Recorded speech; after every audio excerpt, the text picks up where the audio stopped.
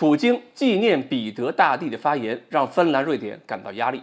怀念沙俄版图也许是调虎离山。各位网友，大家好，我是刘小飞。6月9日呢是俄罗斯彼得大帝诞辰350周年，俄罗斯总统普京当天在莫斯科参观了纪念彼得大帝诞辰的展览。随后呢，和一群年轻企业家进行了座谈。座谈中提到，沙俄18世纪初征服领土的战争，在他看来是具有正当性的。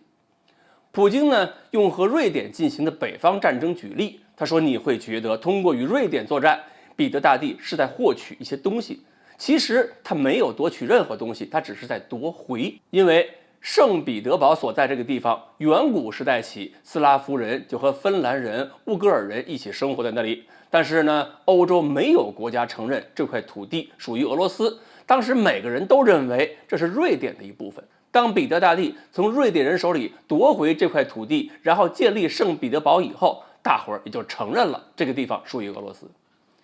纽约时报》文章认为，普京的话就是在影射乌克兰。现在没有几个国家承认克里米亚、顿涅斯克、卢甘斯克、赫尔松等乌克兰东部和南部那几个州属于俄罗斯，但是只要俄军坚持打下来，西方国家最终可能像几个世纪以前一样承认这些地区属于俄罗斯。但是对瑞典和芬兰来讲，普京这段话可就未必仅限于乌克兰了。既然普京还说我们有责任收回领土并且增强我们的祖国，任务落在我们身上，那么瑞典跟芬兰肯定要警觉，如果普京打算再现彼得大帝的丰功伟绩，恢复沙俄帝国鼎盛时期的版图，那么他宣称要收回的领土是不是不仅限于乌克兰，甚至还要包括芬兰呢？所以这段讲话一公布出来，正在奥兰群岛访问的芬兰总统马上取消了和瑞典国王的晚宴，立刻回国。而瑞典国王和王后原计划在奥兰群岛参加群岛自治100周年的音乐晚会，结果看演出看到一半，中途也立即离开。估计两位国家领导人都要在各自国内加强战备了。瑞典和俄罗斯打了21年北方战争，历史上有旧怨，但更紧张的应该还是芬兰。不仅仅因为当年有过苏芬战争啊，而且还要考虑到芬兰本来也是俄罗斯领土，是苏联成立以后从俄罗斯独立出来的，列宁马上予以承认，所以整个芬兰和乌克兰那几个州一样，都是列宁从俄罗斯版图划出去的。普京说过要在乌克兰推翻列宁做的一切，那么芬兰呢？芬兰作为国家还能不能继续存在？如果再推而广之，波罗的海三国波兰、摩尔多瓦也要担心，因为这些地方当年也是俄罗斯的一部分。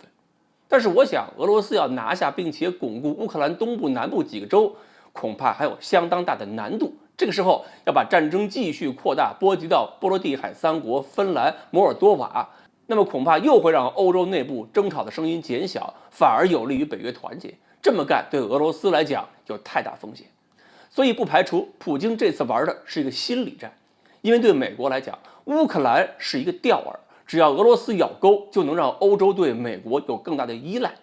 但是瑞典、芬兰对美国就更重要了，所以当这两个国家面临压力的时候，美国应该大力援救，向他们紧急提供各种武器装备进行支援。虽然瑞典、芬兰装备水平比乌克兰好太多了，但是毕竟规模不够，两个国家的兵力加起来不过7万人左右，肯定要扩充。